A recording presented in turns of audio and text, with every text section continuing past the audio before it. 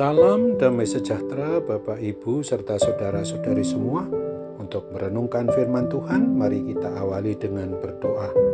Tuhan Allah Bapa di surga yang melampaui segala akal, hati, dan pikiran kami manusia, berfirmanlah kepada kami sebab kami bersedia untuk mendengar, dan mampukan kami atas pertolongan Roh Kudus boleh melaksanakan firman-Mu itu dalam hidup sehari-hari. Dalam nama Tuhan Yesus kami berdoa dan bersyukur. Amin. Sebagai nas renungan firman Tuhan hari ini diambil dari Yakobus 3 ayat 8 yang berbunyi, "Tetapi tidak seorang pun yang berkuasa menjinakkan lidah. Ia adalah sesuatu yang buas, yang tak terkuasai, dan penuh racun yang mematikan. Dari mulut yang satu keluar berkat dan kutuk."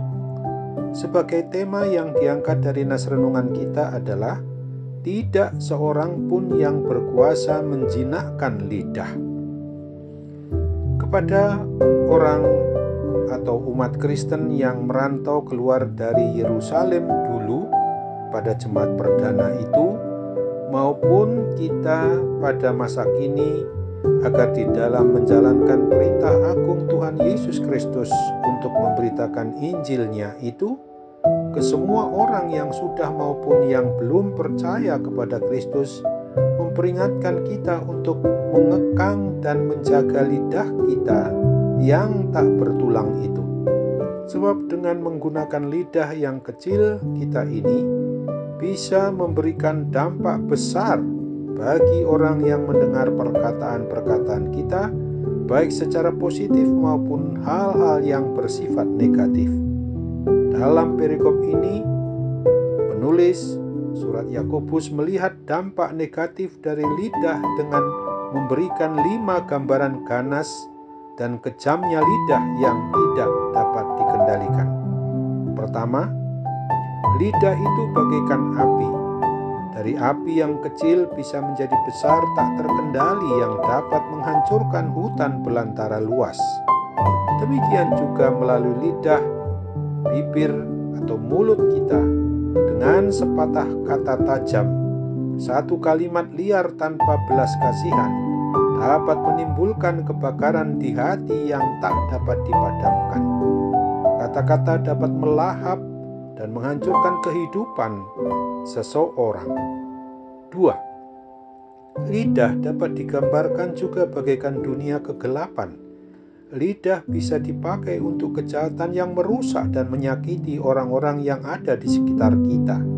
Bahkan dengan lidah yang tak terkendali itu, peperangan besar dapat terjadi.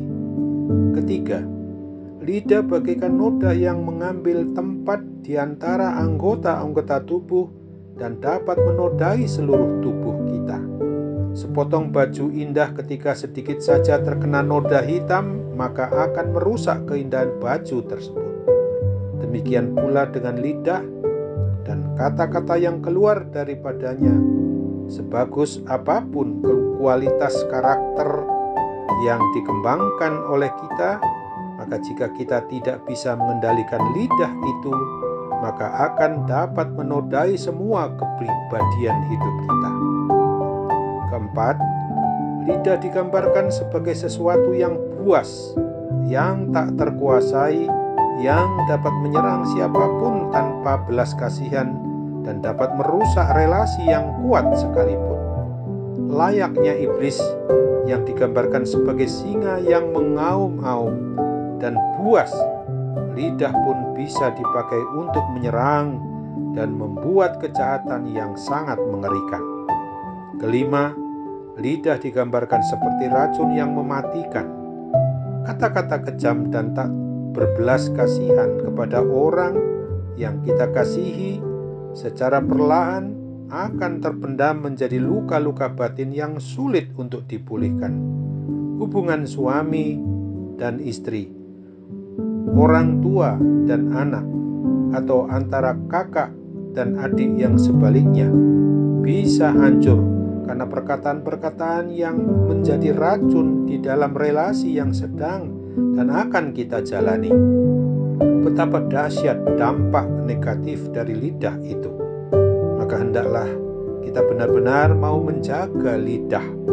Jangan sampai karena perkataan liar kita menjadi batu sandungan bagi orang lain. Jangan sampai keluarga hancur karena kelepasan bicara. Jangan sampai hubungan persahabatan hancur karena perkataan yang lepas kendali. Lebih baik menahan diri sejenak untuk berpikir dan menimbang sebelum perkataan kita keluar dari lidah maupun mulut kita itu.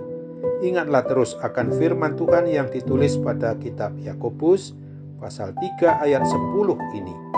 Dari mulut yang satu keluar berkat dan kutuk.